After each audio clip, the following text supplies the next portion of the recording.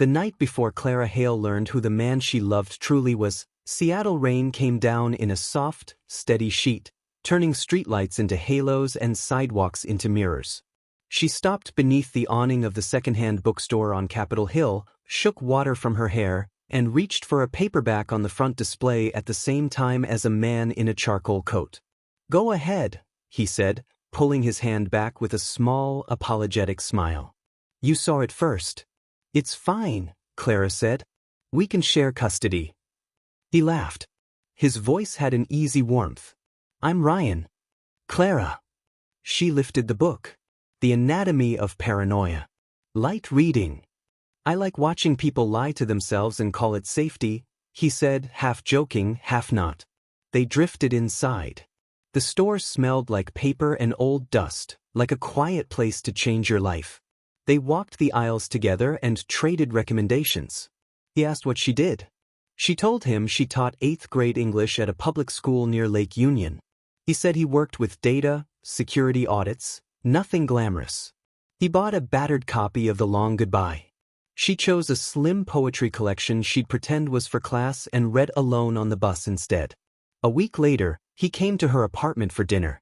She boiled pasta too long, burned garlic, and laughed when he pretended to love both. His coat hung from the back of a chair. The rain drummed out its patient rhythm on the window. He held her hand across the table and listened while she talked about kids who wrote stories full of dragons and cafeteria uprisings and occasionally one true sentence that surprised everyone. "What's your true sentence?" he asked. "That I'm happier than I expected to be," she said, and realized it was true. They began to collect small rituals. Coffee on Sundays from the place that spelled her name with a K, walks after dark through Queen and where houses held their lamps like secrets. He kissed her like gratitude. He cooked like a man who read recipes as stories. He never looked in a mirror if he didn't have to. She noticed. She told herself everyone had their superstitions. Hairline cracks appeared the way fog does, quietly, as if nothing was changing at all. The first letter arrived at school in a plain white envelope, the handwriting neat and careful. "You don't know who he really is." She folded it twice, slid it into the drawer of her desk, and told herself it was a prank. The second letter came a week later. "Watch how he lies when the question is simple." She tore that one and flushed it in the teacher's lounge bathroom, embarrassed by the way her hands shook. The third letter she took home. It smelled faintly of chemical paper. She kept it in her coat pocket and felt it there while she sat beside Ryan on her couch that night, his shoulder warm against hers as a movie spilled color on the wall. "You're far away," he said softly. "Just tired." He nodded as if that answer belonged to him. On a Thursday in late October, he said he had a late meeting and kissed her forehead at her door. She counted to 100 after he left, put on her coat, and followed his car north with the radio off so she could hear her heartbeat. He turned into a cemetery she hadn't noticed before, all dark grass and sugar maple silhouettes. He parked. She waited until his taillights died, then slipped through the gate, shoes sinking in damp ground. He walked to a stone under the maple and knelt. He took white lilies from his coat and set them down with careful hands. She stopped 3 rows back and read the name. Elena Parker, 1989 to 2018. He touched the top of the stone with his fingers, said something she couldn't hear, stood still for a long moment, then left the way he came. Clara watched him go, then stared at the lilies until the white blurred. At home, she found Elena Parker on page 2 of an old local article online. Local woman murdered in Queen and apartment. Fiancé questioned, no arrest made. There was a picture. Elena laughed at the camera, eyes bright with disbelief at some private joke. Ryan stood beside her, younger, leaning in so close they nearly shared a shoulder. A neighbor had heard a struggle. No sign of forced entry. A time-stamped security camera had placed the fiancé in a parking garage across town. Police had questioned him. They had not arrested him. Private security consultant Ryan Ashford declined to comment. She whispered the last name and tasted metal. She didn't sleep. In the morning she taught the outsiders with a voice that kept finding a rasp and accepted a paper where a boy had spelled loneliness as loneliness and wanted to fix all the wrong letters in the world. The locked drawer in Ryan's study was cherry wood and older than both of them. He had left his keys on the hall table when he asked her to stop by and water the fern. She stood in the quiet house, rain ticking at the windows. The right key turned easily. Inside, envelopes. A small velvet ring box. A photograph of Ryan and Elena at a picnic, shoulder to shoulder, almost one. A black phone, a cheap model that belonged in a show where people exchanged secrets. The phone had 5 messages. She touched the screen. She's starting to ask questions. And her breath shortened. She scrolled. You promised you wouldn't let this happen again. Graves don't keep secrets. People do. She put the phone back as if it might bite. She closed the drawer with both hands. She went to the sink and washed her fingers in water that was too cold. When he came over that evening, he brought takeout and a smile that made her throat ache. They ate on the floor. They talked about her students and his client who needed numbers by a deadline that had lost its humor. The room slowed, like a train in a station. Who is Elena Parker? Claire asked. He set his fork down. A door closed somewhere behind his eyes. Where did you hear that name? Does it matter? It matters because if someone is telling you, she was your fiancée. She was murdered. You were a suspect. He took a breath that ended in a wince. He looked at the window, then back. Yes. I was a suspect. No, I didn't, Clara, I didn't kill her. And the phone? The messages about ending it?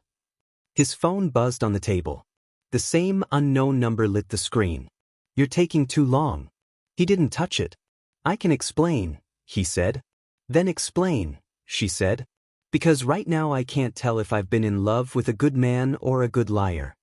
I was engaged to Elena. I loved her. We were getting married in September. One night I got called to the office. When I came home, there were police cars. They looked at me the way people look at a fire and ask where the match was. The case never closed. A year later the messages started. I changed numbers. They found them. I moved. They found me. It's like being haunted by a person with 100 faces. Who? I don't know.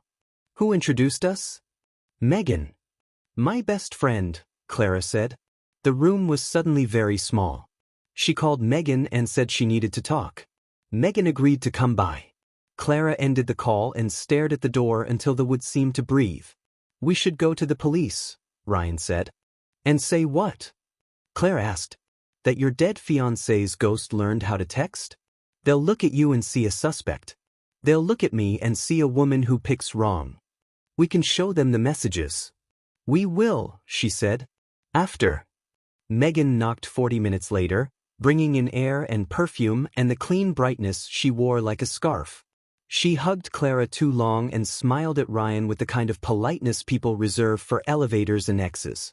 You sounded off, Megan said. Is everything okay? We have a problem, Clara said. We? Megan asked. Her eyes slid past Clara and landed on the black phone on the coffee table. She didn't move toward it. She stepped away from it, small, practiced, reflexive. How did you meet Ryan again? Claire asked. At the volunteer drive, Megan said lightly. You know this story. I introduced you because you said you needed to date men who read books and not just teacher manuals. And how did you meet him? Clara, what is this? Clara opened the drawer, took out the phone, and set it between them. Ryan stood by the window with his hands open, as if waiting to catch something fragile. This number, Clara said. You know it, don't you? For a second, one bright, incriminating, human second, Megan's eyes went flat. Then she smiled as if they were girls again, under a blanket, telling ghost stories with a flashlight. No, she said. Should I? The phone buzzed on the table. Is she there? And now. Megan's face changed. The charm slid off like a coat on a warm day. What remained was not monstrous. It was simply bare. Clara, she said softly, you are so good. She took a small gun from her bag. The metal sound was a whisper. Clara's mouth went dry. Megan, Ryan said quietly. Don't. Do not give me orders, Megan said without looking at him. You have failed every test. What tests? Claire asked. Trust, Megan said. Protection.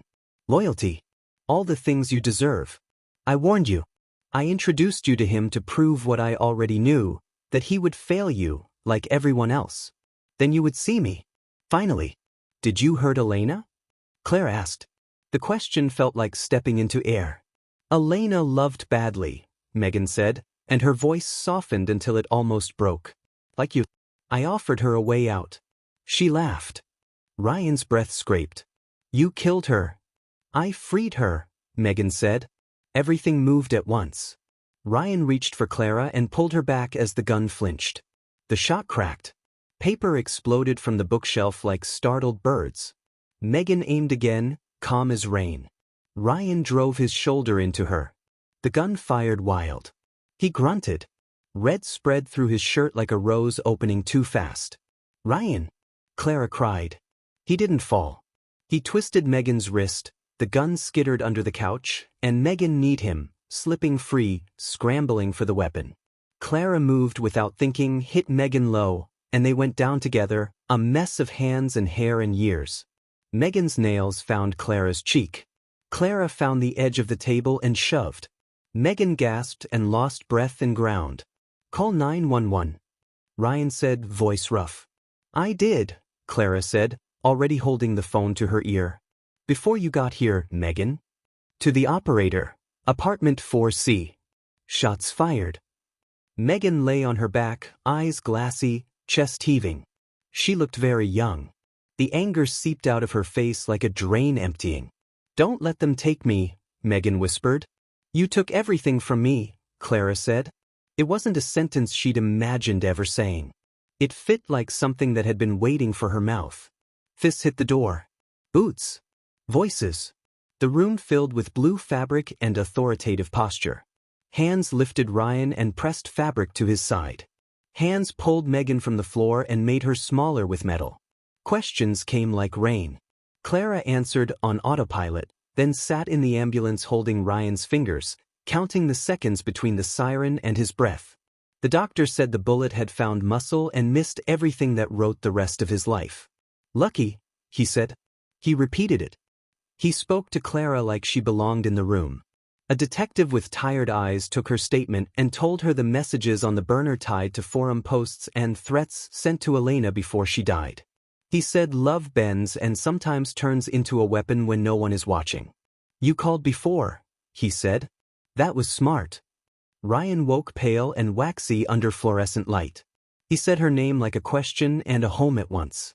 He tried to sit and couldn't, laughed and winced and squeezed her hand like a promise. I'm sorry, he said. For the drawer. For the grave. For not trusting you with the worst rooms in me. We'll air them out, Clara said. One at a time. You still want to try? He asked. Love has never been safe, she said. But maybe safe was never the point. He closed his eyes with a smile that tugged at his mouth like a string on a kite. Hope felt like a real thing again with edges and weight. Weeks later, with stitches soft and bruises almost bored, they walked the Seattle waterfront at dusk. The big wheel turned like a slow thought. Gulls argued. A child cried and then didn't. The city did what cities do. Hummed, glittered, pretended not to keep secrets. People asked Clara, later, how she hadn't seen it. As if seeing were easy. As if love didn't paint the world with flattering light. She saw differently now. She saw how obsession dressed as care, how control pretended to be protection, how grief grew teeth if left unfed. They stopped at the railing. The wind lifted her hair. Ryan looked at her carefully, as if she were something that could be damaged and repaired and worth both efforts. If you want me to walk away, he said, I will. If it's too much history, too many ghosts. We don't outrun ghosts, Clara said. We talk to them until they tell us what they want. Then we build a door. He nodded. He took her hand. If it. Not like fate and not like a perfect puzzle, but like practice and choice and the kind of work people do when they want the same difficult thing. Spring came the way it does in that city. Quiet, then all at once, green sneaking into corners, mornings staying longer.